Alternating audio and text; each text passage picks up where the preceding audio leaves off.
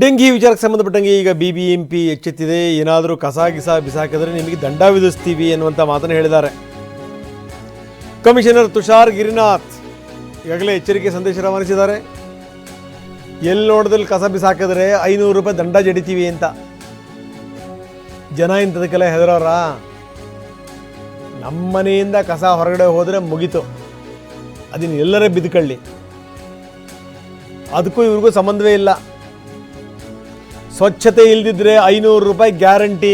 ಎಷ್ಟು ಕಡೆ ಜಡಿಬೇಕು ಇವ್ರು? ಹಾಗಾದ್ರೆ ಬನ್ನಿ, ತುಷಾರ್ ಗಿರಿನಾಥ್ ಹೇಳಿದ್ದಾರೆ, ಏನು ಹೇಳಿದ್ರು ನೋಡೋಣ. ರೂಪಾಯಿ ದಂಡ ಏನಿದೆ ಅದು ಬಹಳ ಕಡಿಮೆ ಇದೆ.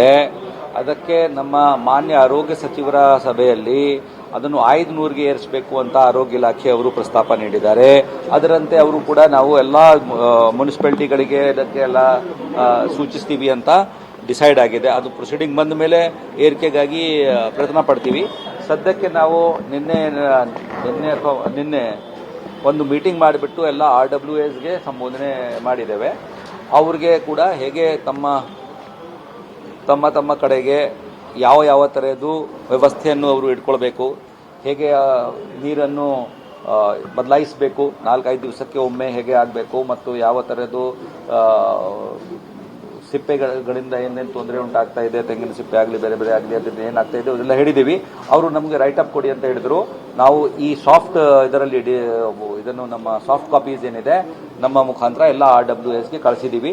ಅವರು ಕೂಡ ಪ್ರಿಂಟ್ ಔಟ್ ಮಾಡಿಕೊಂಡು ತಮ್ಮ ಕಡೆಗೆ ಹಂಚ್ತಾ ಇದ್ದಾರೆ. ನಾವು IEC ನಾವು ಮಾಡ್ತಾ ಇದ್ದೀವಿ, ನಮ್ಮ ಪ್ಯಾಂಫ್ಲೆಟ್ ಇತ್ಯಾದಿಯಲ್ಲಿ ಹಂಚ್ತಾ ಇದ್ದೀವಿ.